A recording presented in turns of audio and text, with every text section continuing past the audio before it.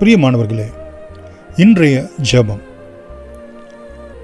1 கொரிந்தியர் 12ஆம் அதிகாரம் 27வது வசனம்.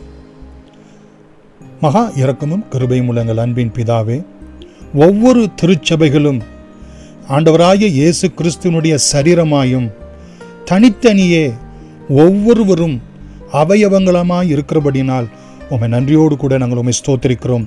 ஒவ்வொரு அவயவங்களும் ஆண்டவரே, அடுத்துள்ள வசனங்கள் பிரகாரம் ஒரு அப்போஸ்தலர் அவயமாக, ஒரு தீர்க்கதரிசியினுடைய அவயமாக, ஒரு போதகருடைய அவயமாக, அற்புதங்களை செய்கிறவர்களுடைய அவயங்களாக, அந்த அவயவங்கள் குணமாக்கும் வரங்களாக, அந்த அவயவங்கள் ஊழியங்களையும், அந்த அவயவங்கள் ஆளுகைகளும், அந்த அவயவங்கள் பலவிதமான பாஷைகளையும் பேசுகிறவர்களாய் விளங்க வேண்டும் ஆண்டவரே.